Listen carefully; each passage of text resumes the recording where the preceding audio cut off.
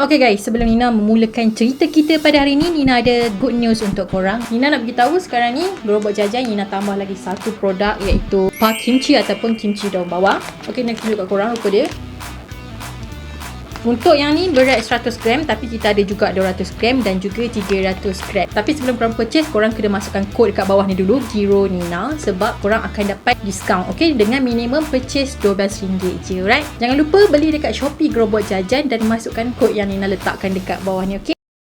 Hey guys, Assalamualaikum. It's me Nina and welcome back to Nina Story. Okay guys, hari ni Nina nak ceritakan tentang seorang pentadbir negara Belanda. So kisah ni dah jadi lama dah dan dah jadi sejarah dah pun. Tapi yang menarik tu, sejarah diorang ni adalah sejarah yang paling memalukan yang pernah terjadi abad ke-17. Jadi sebagai seorang pentadbir negara ataupun presiden ataupun perdana menteri, diorang punya tanggungjawab dan amanah sangatlah berat. Tapi pada zaman pertengahan dulu dah tak sama dah macam sekarang ni. Pernah terjadi dekat seorang pentadbir negara Belanda yang mana dia ni telah dipotong-potong dan badan dia telah dimakan beramai-ramai oleh rakyat dia sendiri. So sejak daripada kejadian tu kan, sesiapa nak jadi presiden Belanda akan fikir banyak kali lah kan. Sebab apa? Sebab kalau diorang ni tersalah langkah, silap hari bulan, diorang ni akan jadi lauk kepada rakyat sendiri.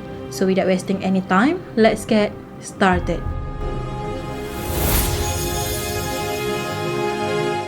Kejadian ini terjadi sekitar abad ke-17, iaitu semasa era peperangan dan revolusi sedang meluas. Abad ke-17 ni juga telah dikenali sebagai era Barok ataupun era awal permodenan. Dan pada zaman ni, negara Belanda adalah sebuah negara yang sangat kaya raya. Hasil bumi diorang ni melimpah ruah dan menjadikan kerajaan Belanda pada masa itu berada tahap kegemilangan. Zaman keemasan Belanda bermula pada tahun 1575 dan telah berakhir pada 1672, iaitu selepas 100 tahun kemudian. So pada abad ni ada seorang presiden yang bernama Johan de Witt yang telah mentadbir Belanda. Johan telah dilahirkan dalam sebuah keluarga yang kaya raya pada tahun 1625. Dan selama dia membesar ni kan, dia tak pernah merasa kesusahan tau, atau dia kena berjuang untuk dapatkan sesuatu. Dia juga mendapat pendidikan yang mencukupi. Orang kata tak ada apa yang kurang lah, semuanya perfect. Ayah dia pula adalah seorang ahli politik yang disegani bernama Jacob. Disebabkan ayah dia ni dah jadi orang politik kan, disebabkan ayah dia ni orang besar ataupun orang atasan, so macam mudah lah untuk Johan ni join politik pada bila-bila masa. Hobi Johan dia ada dua, iaitu dia suka mengembara ataupun pergi melancong dan juga membaca. So lepas Johan ni habis belajar dekat Universiti Leiden, dia telah banyak habiskan masa dia untuk pergi melancong dekat negara Perancis, England, Itali dengan kakak dia. Bukan tu je, kadang-kadang ni Johan akan ikut ayah dia juga pergi ke luar negara untuk buat urusan hubungan diplomatik dengan negara luar. Jadi selepas settle misi dia ikut ayah dia menjalinkan hubungan diplomatik dengan negara lain, Johan telah sambung belajar pula dalam bidang undang-undang. So dia telah belajar dekat sebuah sekolah perundangan pada tahun 1650. Johan dikatakan adalah seorang yang paling penting dalam rejim republik dan dia juga telah mendapat sokongan penuh. Kemudian Johan telah dilantik sebagai pensioner Dordrecht di salah satu kawasan di Belanda. So semasa dia dah join politik, dia memang perform habis-habisan lah. So rakyat dia boleh nampak yang dia ni boleh memimpin dan mentadbir negara Belanda dengan baik. Dia juga telah banyak melakukan reformasi dan mengukuhkan ekonomi Belanda. Sebabnya dia kan ada pengalaman ikut ayah dia pergi buat hubungan diplomatik dengan negara luar. So dia ada pengalaman benda-benda macam tu. Jadi dia telah menggunakan pengalaman dia dan kemahiran dia untuk menjalinkan hubungan diplomatik dengan negara yang lain pula. Jadi hasil daripada usaha dia telah berjaya menjalinkan hubungan diplomatik dengan England pada tahun 1668. Tak lama lepas tu, jawatan Johan ni pun telah dinaikkan menjadi kaunselor pula. So kedudukan kaunselor pada masa tu dia seleva dengan presiden ataupun seleva dengan Perdana Menteri. Semasa Johan ni mentadbir Belanda, ekonomi Belanda semakin kukuh dan dia juga telah membina angkatan tentera laut. Jadi maksudnya bukan masa tu tak ada tentera laut, dah ada, cuma dia perkuatkan lagi. Bila kekuatan Belanda dia semakin kukuh, Johan telah jadikan sebagai sebuah pasukan yang besar untuk melawan Perancis. Kemudian termeteralah perjanjian di antara Belanda dengan England dan Sweden dalam sebuah perjanjian Triple Alliance. Sebenarnya perjanjian ini telah dibuat untuk menghalang Raja Louis dari Perancis untuk merampas Spanish Netherlands pada masa tu. So kawasan tadi tu sekarang ni telah dikenali sebagai Belgium dan masih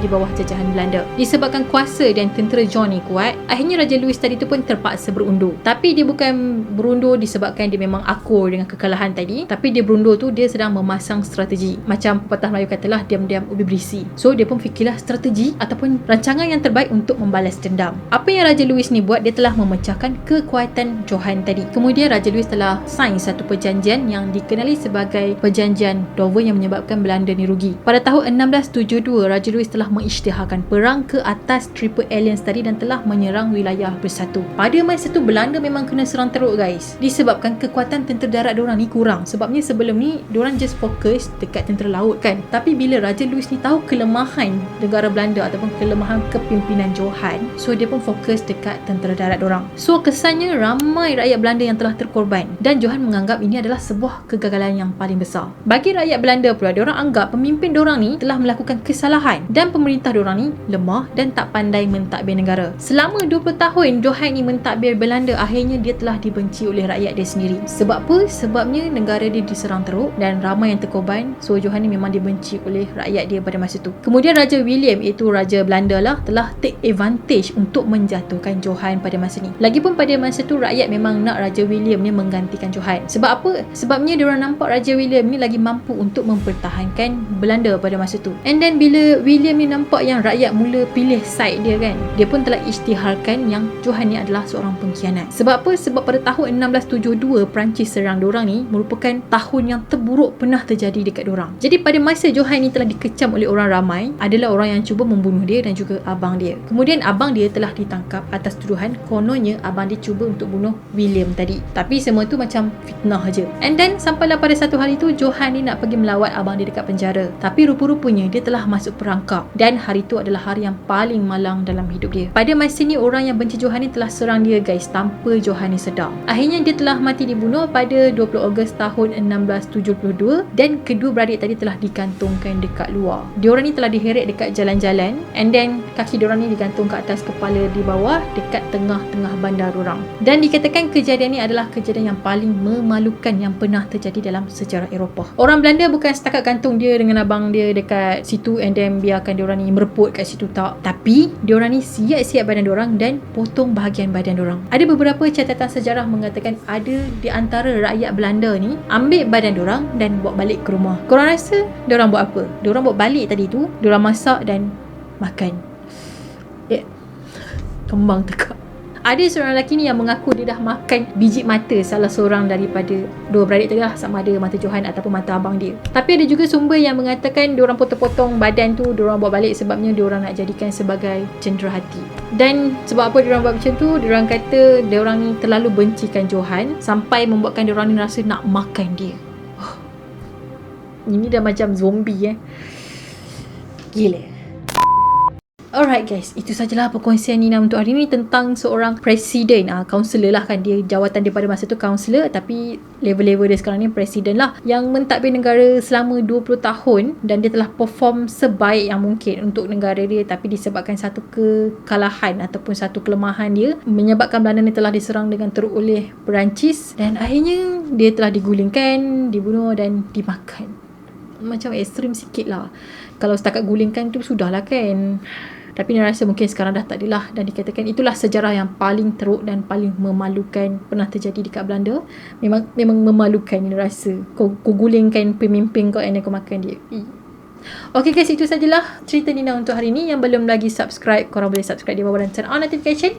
Jangan lupa untuk follow Nina di Instagram. Dan satu lagi, jangan lupa juga untuk dapatkan produk baru Nina di Shopee Gerobok Jajan, dan masukkan kod yang Nina beritahu tadi dengan minimum purchase RM12 je. Dan kita akan jumpa lagi in next video. Bye bye. Assalamualaikum.